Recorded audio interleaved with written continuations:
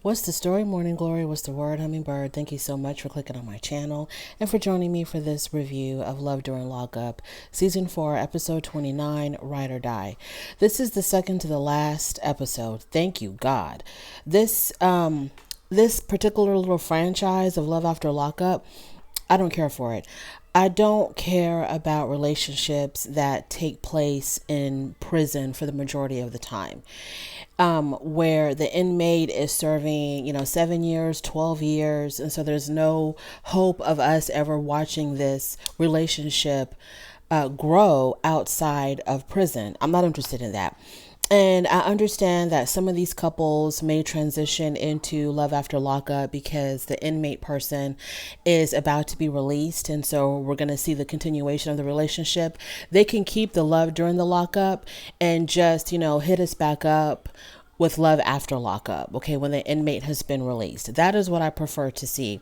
But the video calls, the prison phone calls, not interesting at all, not in the least. So Ty's gonna have to go.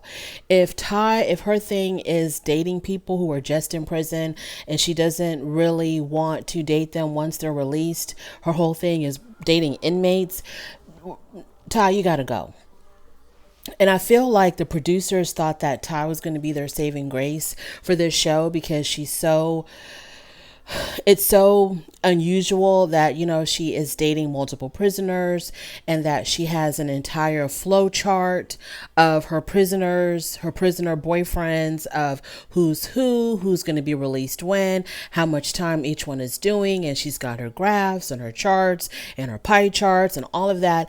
And so the producer saw that, oh, this is going to be really interesting, that people are just going to eat this up, that she's got this organization of all of her prison boyfriends. It's not interesting because at the end of the day, what are we watching? Her talking on the phone with these prisoners, having these, conversations about nothing over the phone. And that's not what makes reality TV. As you can see, the most interesting that Ty got was when she was throwing down with Boston in the middle of the street. That's when Ty got interesting. I'm not interested in watching Ty talk to her boyfriends over the phone. I'm not interested in watching anybody talk to their significant others over the phone. We want to see the dynamics of the relationship once the prisoner is released. But anyway, off of my soapbox, let's get into the episode. We start off with Justine and Michael. So she goes to the dealership to find out whether or not the car that Michael had gifted her, whether or not that car is legit. She is worried because, her family members and friends and whoever have been asking her, how do you know that the car isn't hot, that it's not stolen, or it's got bad title or whatever, because you're going to be riding around in this car with your children. So you want to make sure that the car is absolutely legit. So she takes the car to the dealership. On her way there, she's talking about how Michael would be really, really, really upset if he were to find out that she took the car to get checked to see if it was not stolen, because Michael doesn't like people prying into his business. Michael just wants you to take him for his word at whatever he says and whatever he does. So, but she's still going to go take it to the dealer. So she takes it to the dealership, and she tells the dealer that, look, my husband, because they're married now, just my husband gifted me this car while he's currently incarcerated, and I just want to make sure that it's on the up and up.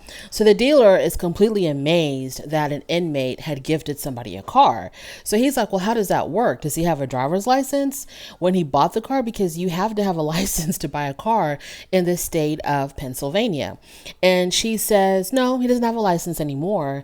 And so the dealer starts asking her all of these questions as far as like title. Is it a clean title? Do you have the registration documents? Is it financed? Do you know if there's a lien on the car? She knows absolutely nothing. So if she were to get stopped, she would have nothing to say because she knows nothing about this car. So she says, well, all the documents are in the glove compartment. Let's go check there. So they go into the glove compartment. Honey, the only thing in the damn glove compartment was the damn owner's manual. There was no titles. There was no registration. she doesn't even know if this car has insurance or not. So they go back inside the dealership, and he looks on his computer, and I guess he ran the VIN number, and he looked at the Carfax, and he says, well, the car is definitely legit.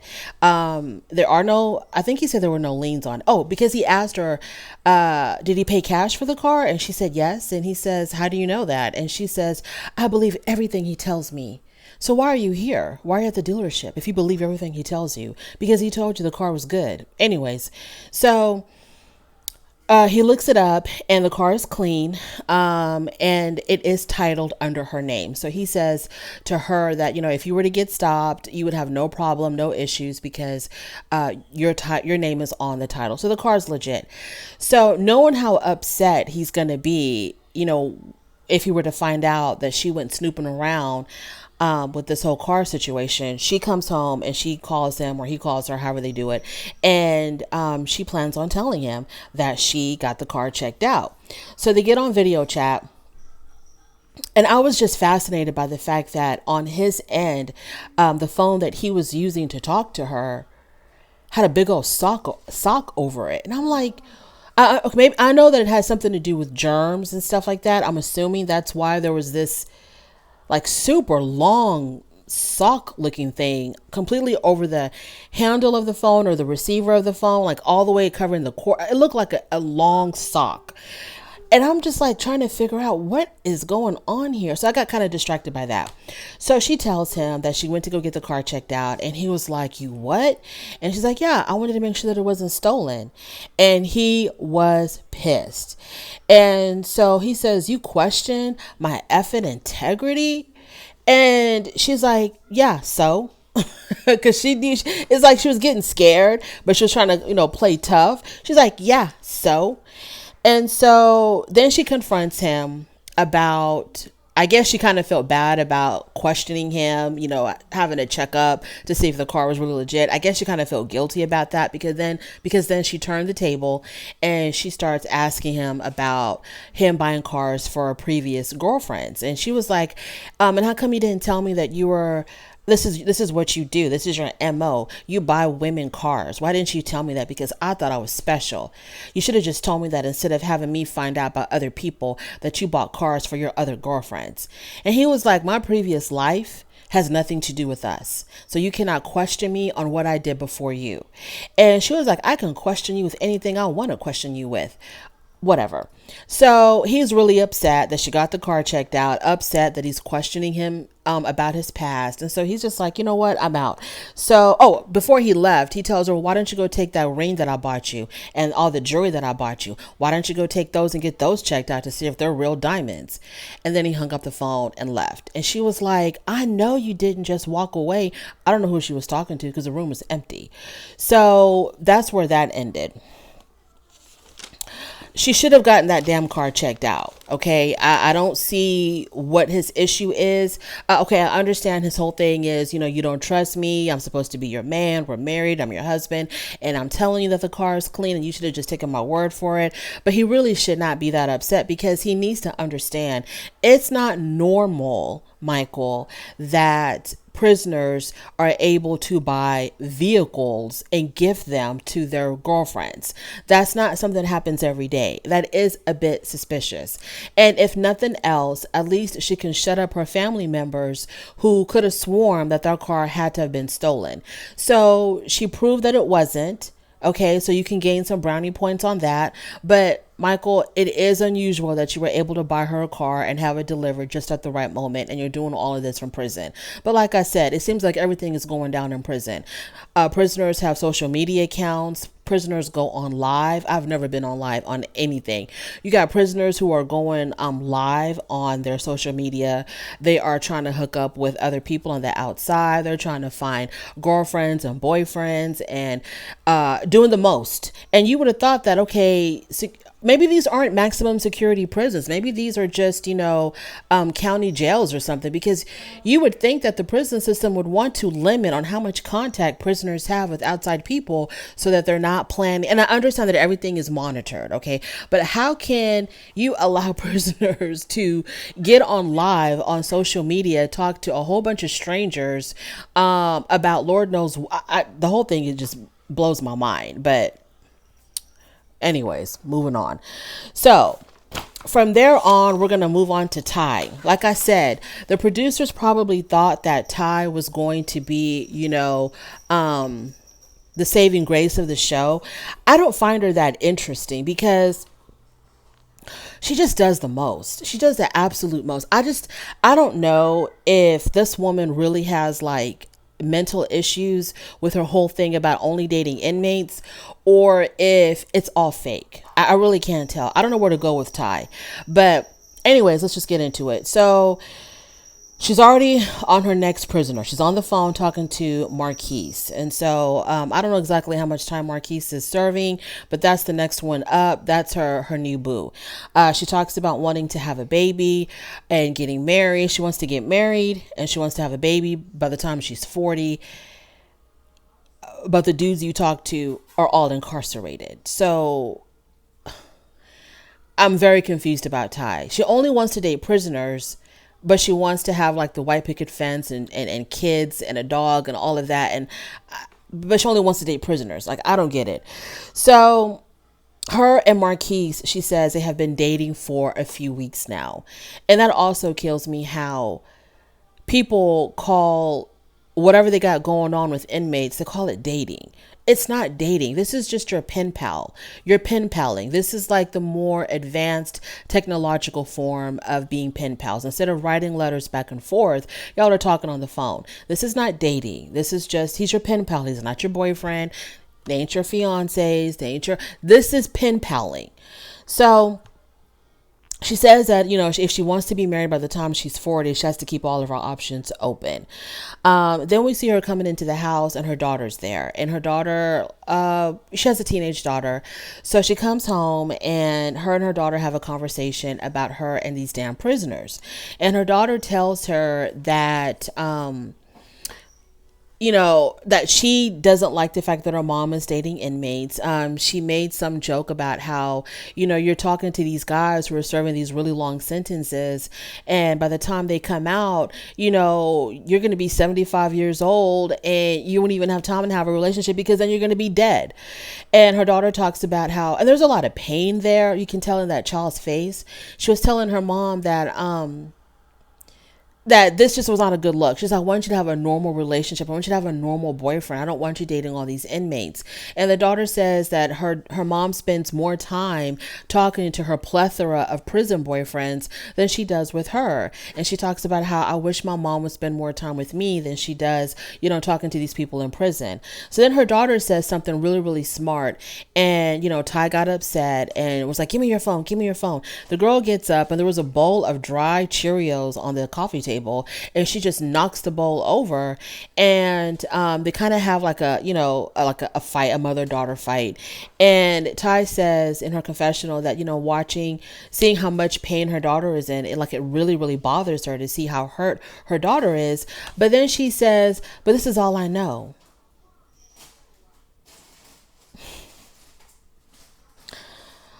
Ty needs help. If this is real, Ty needs help.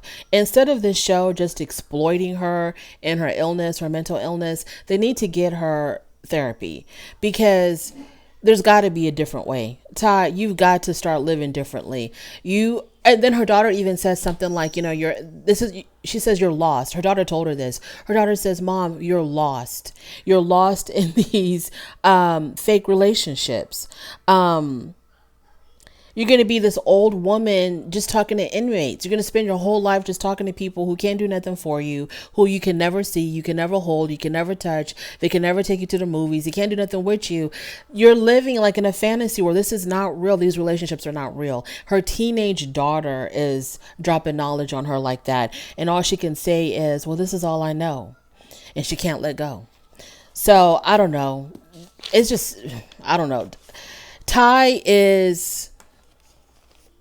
She needs help. She needs therapy. And there's nothing else to say other than that. She needs therapy. Moving on to Emily and Dowry. So it's the day before Emily is supposed to go see Dowry in prison. This will be the very first time in the 3 years that they've been dating that she will see him in person, face to face. Her friend comes over to talk to her, and her friend was like, well, aren't you really excited about, tomorrow going to go see your man? And Emily's like, it's just another day. And so Emily has this very like low key, nonchalant kind of attitude, kind of blase, like, I really don't care. It's just whatever. It's just another day for me. What's the big deal? And her friend is like, y'all been talking for 3 years and y'all have never met in person. You used to be really excited whenever you talked about Dowry, and now you're acting like you just don't care. So the friend says that she's never seen Emily like this before. She says Emily's acting really, really dry and really, really weird. Emily is putting up a front. Emily is trying so hard to act like she's this really tough woman. She knows the streets, and she dates these hardcore inmates, and so she knows the game, and ain't nobody gonna scam her, and she's scamming them, and nobody's gonna be playing her because she already figured out the game, and so she's playing these inmates.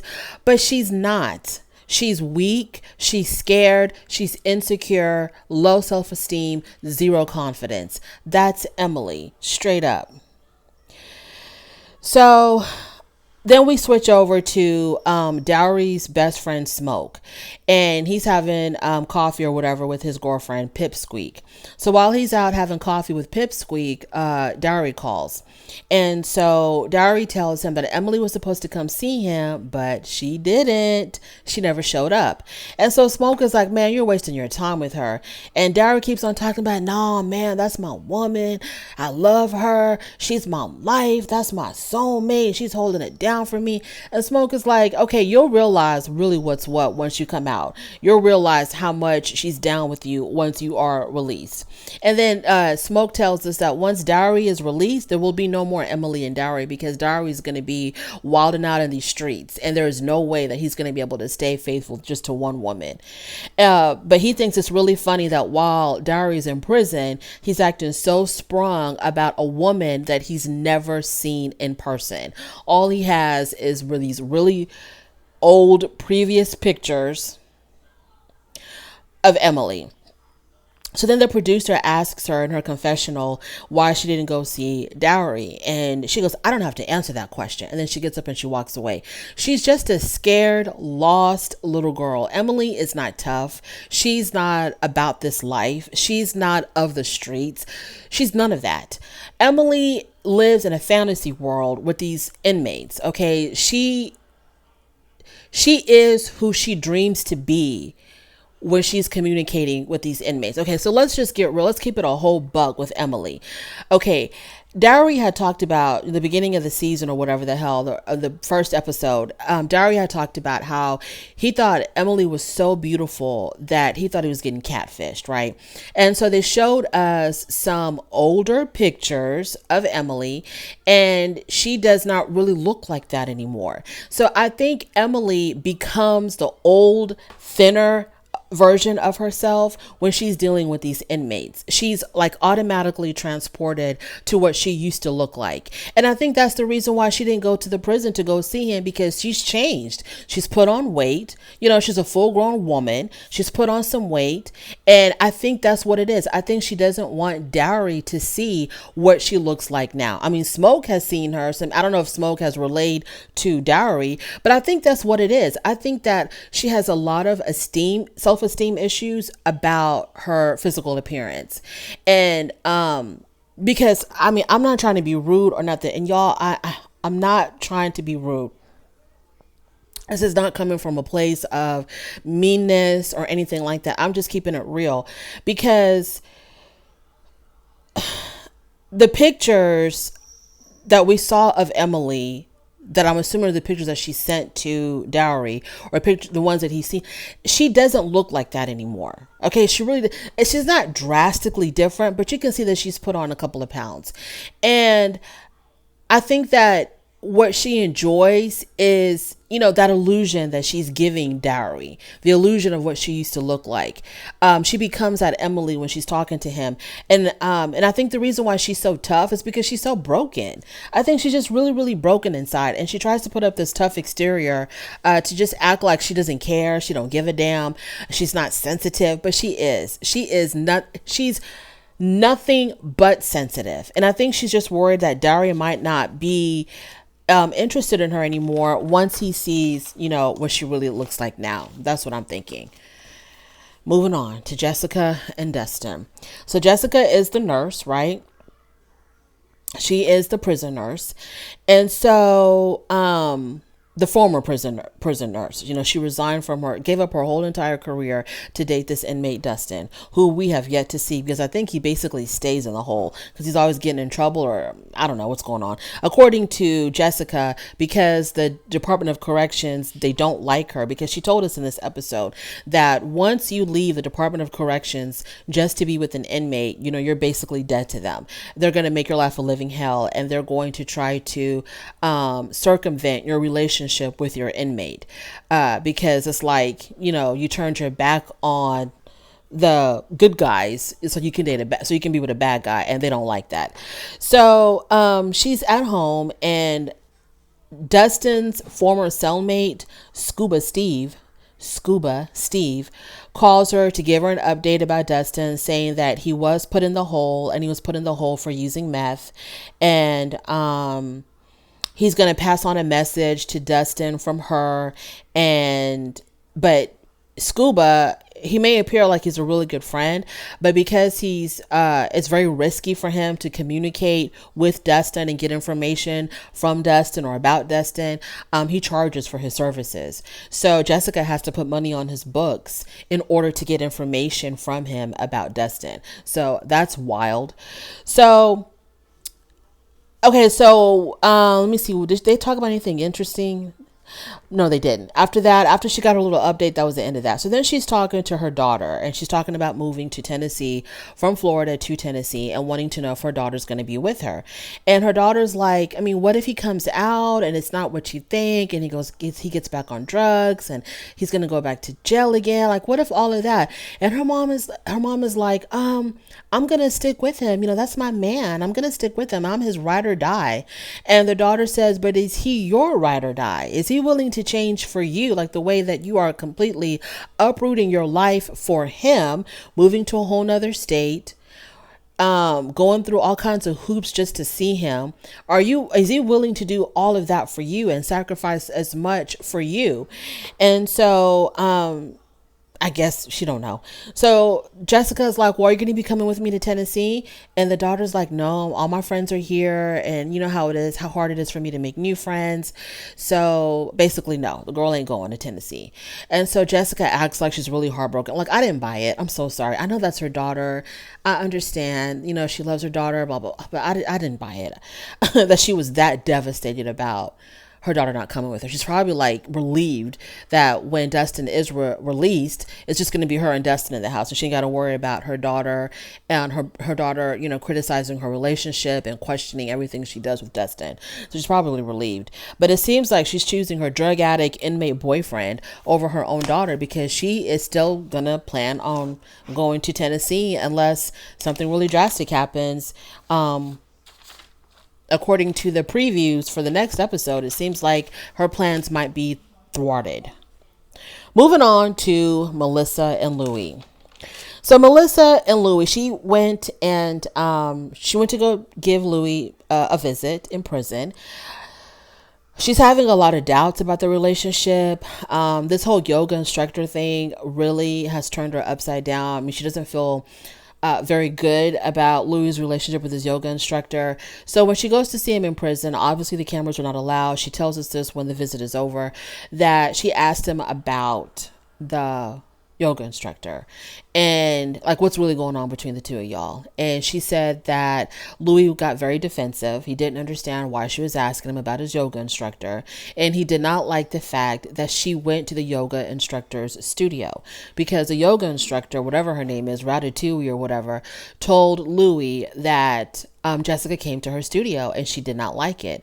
So Jessica tells us, I'm sorry, Melissa, that Melissa went to her studio and she didn't like it. And so Melissa tells us that Louis was like defending Ratatouille and not really seeing it from her perspective. So that was like a red flag for her. She also has said something like, as she was driving to the prison, she said, this whole time she kind of was like in a make-believe world. She kind of like made herself believe that she really wasn't dating an inmate, that she was just dating a regular guy, but it was a long distance relationship. But that as she was driving to the prison for her visit and, seeing the prison and all of that, it got very real for her. Like, wait a minute, this is not just a long distance relationship. My boyfriend's an inmate. He's a prisoner. And so like reality is starting to set in. And then after she visited him and the conversations that they had, the conversations did not sit well with her at all. She asked him, well, how long do you expect me to wait for you? And he goes, however long it takes. So you have issues with him and another female.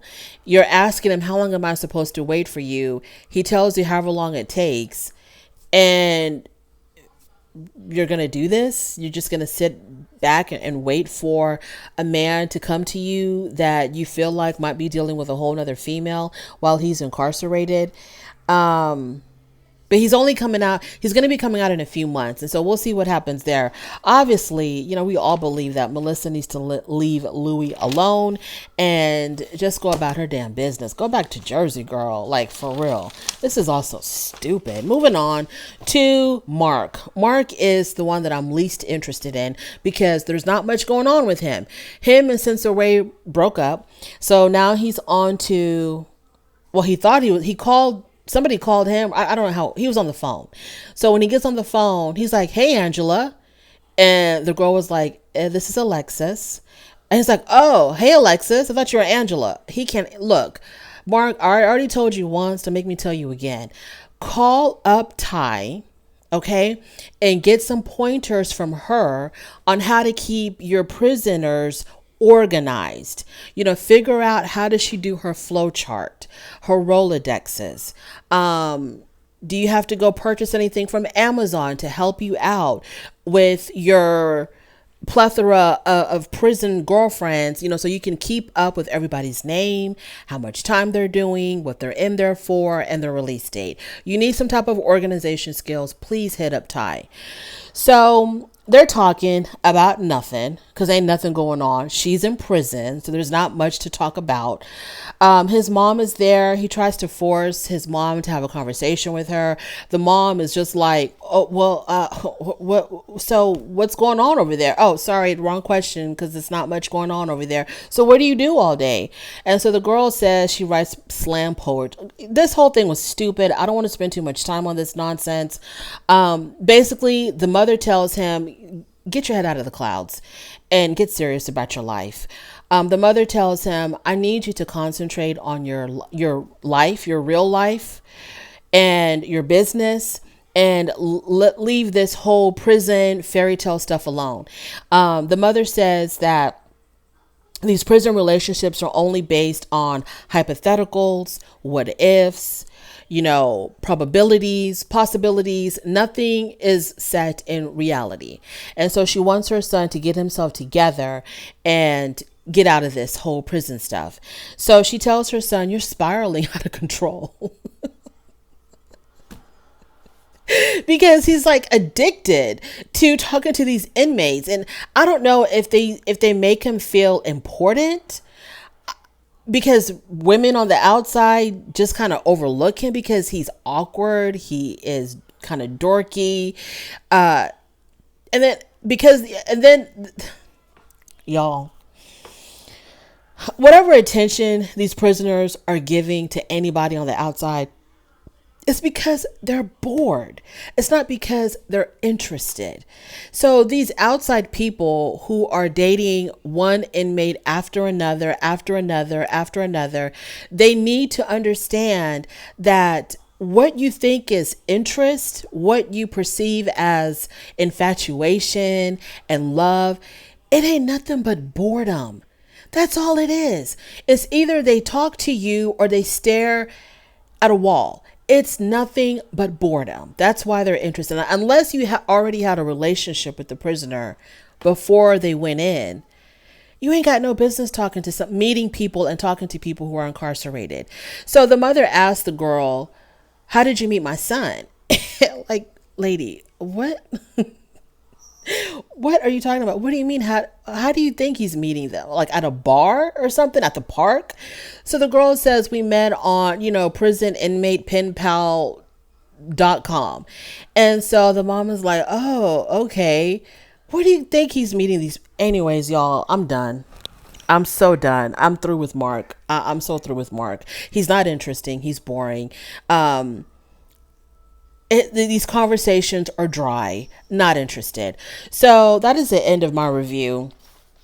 Thank you so much for joining me. I really do appreciate it. On your way out, please don't forget to rate the video if you like this content. Go ahead and subscribe, and I will definitely talk to you later. Bye.